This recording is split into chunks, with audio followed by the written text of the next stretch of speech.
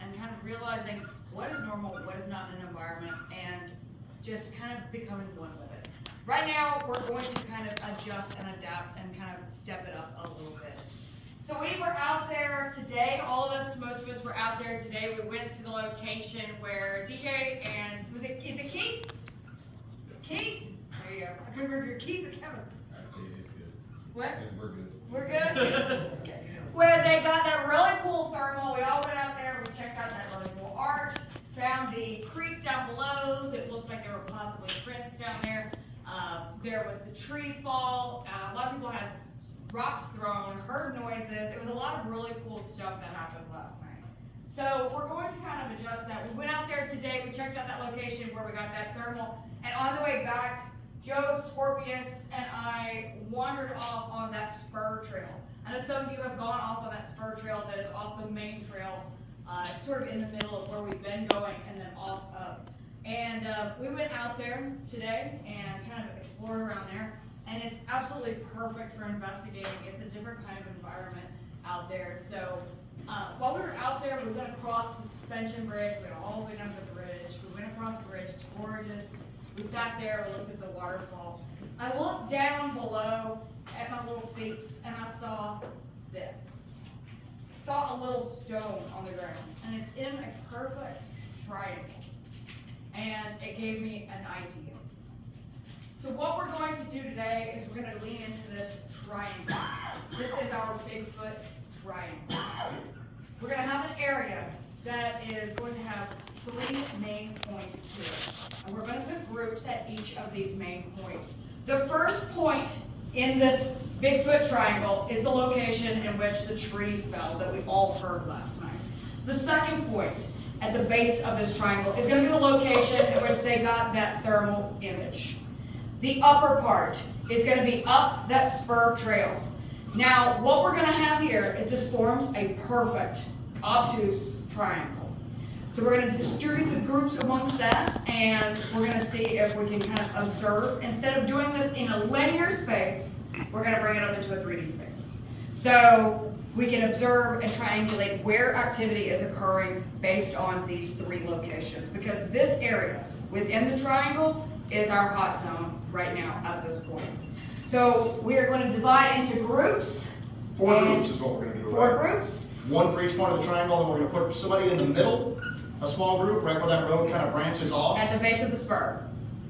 So we are going to divide into groups, 4 groups. We're going to do that. Again, it's going to be the same thing as last night. Let's try to keep the equipment distributed amongst the groups. We'll make sure that each group has a thermal. Make sure that each group has at least decent audio collection. And we are going to go out there and do the same thing we did. I do suggest we go lights out at some point. We're going to go out there, observe, and report.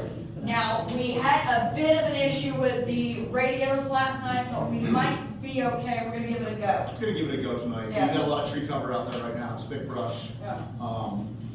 We might have to daisy chain communications like we did last night. That center group might have to relay stuff to the points, meaning that the point of the triangle here might have to get in touch with the center, and then they alert over here. We'll just have to play it by ear. We don't know what's going to connect to what because the brush cover is pretty bad. Now that little spur we went down today, there's pretty interesting stuff. Jessi did see like a flash of white moving through the brush, and I understand some people saw like a white figure out in the woods like the first day here. We couldn't make out what it was. It was very fast. We couldn't catch up with it. We stopped and looked. There's the biggest root balls I've ever seen anywhere here where trees have gone down. They're massive. And we stopped and looked at a root ball that had ripped up the bedrock. So there was just lots of pieces of granite there, and we stopped and looked at it, maybe 2.5 minutes. Went up a ways, came back about 30 minutes later, and there's a flat triangular rock in the middle of the path with another rock on top of it. And the triangular rock is broken in half. And we picked it up. There's impact marks on the striking rock and on the base. Could have been a person, I don't know. I don't know if any of y'all were out doing rock clacks today, but it wasn't there 30 minutes before. The cool thing that we found is we found an actual sapling that's been pulled up by its roots and then hung up upside down in the tree. Yeah, it's been inverted, it's been hung up in a tree, and all the dirt is away from the roots. The roots are totally exposed out there. So it's been out there for a minute, but we've got that marked on the GPS, so we'll be able to go and actually take a look at that when we get out there. And you can see where the roots were pulled. Not a massive tree like you hear about in the Pacific Northwest or Canada, but I don't think there's any up and done it like that. So that's really interesting. So we're gonna like see if we get any activity down there this evening. And while we were heading out there, like Joe mentioned before, I did see something. I didn't see a Bigfoot. I didn't see a full figure. I've never seen a Bigfoot. I've never had a Class A sighting. I'd love to, that'd be amazing. One day. But I have never had a full-on Class A sighting. But as we were coming around one of the bends, I could see directly in front of me, there was a lot of brush cover, but in these little open areas, I saw very quickly, and it moved like the wind, I'm telling you, and just a flash, something white, and it was here and here, at these levels, and it was together. But that's all I saw. I didn't see a head, I didn't see a body, I didn't see a shape of any kind. I just saw these white, just through these small openings in the brush. I had a pretty, like, generally visceral kind of reaction and just kind of ran after it. And we took off after we couldn't catch up with it, so it's not. We didn't hear anything either, didn't smell anything, didn't hear anything. There was no other, indications of anything, but I did see whoosh, and that kind of led us deeper into that area, and then these little things just kept piling up. The rock that was broken, the tree, and so we decided that this is our prime zone that we're going to go into. This is our hot zone, and it is bounded on either side by areas where we all experienced something last night.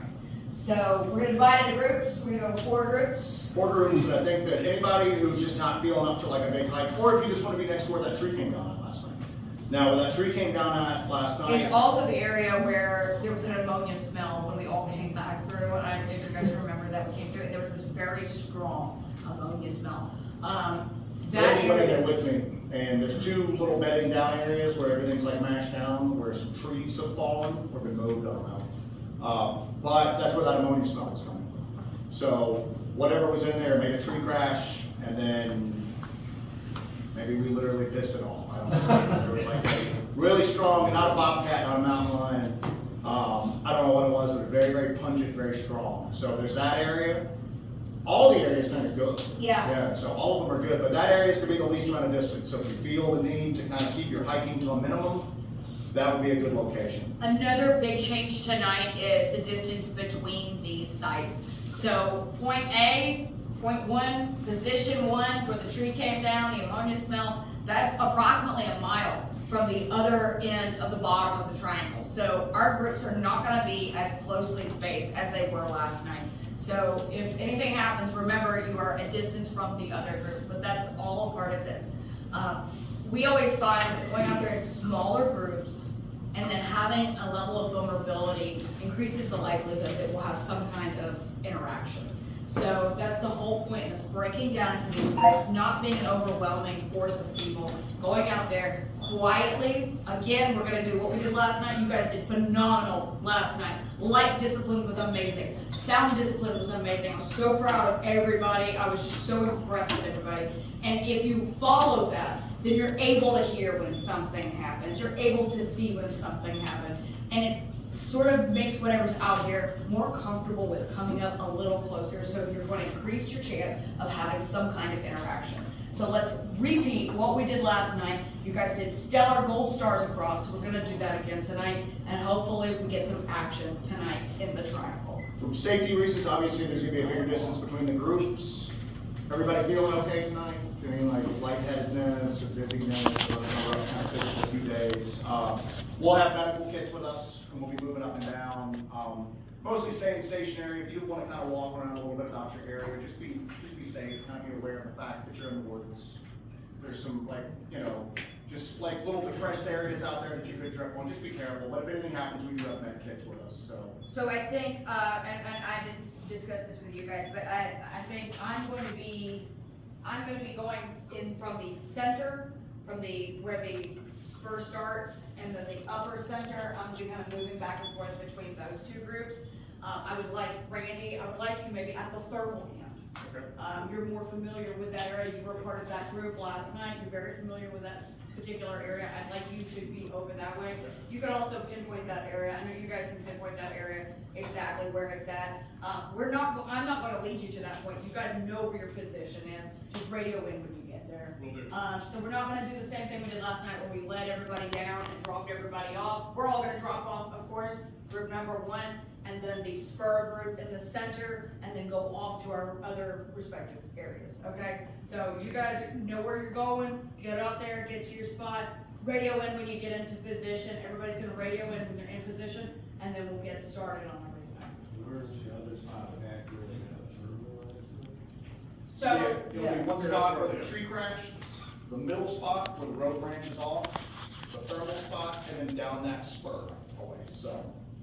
So everything is, so it's gonna, in the triangle, this is the triangle, it's gonna be tree crash, thermal spot, this is where the road spurs off in the center between these two, and then the upper part of the triangle is gonna be deep on that other spur road, where we found the weird rock situation in the tree root. So, Good deal. So Alright. I guess all left to do is just do groups up. What's the total head count right now?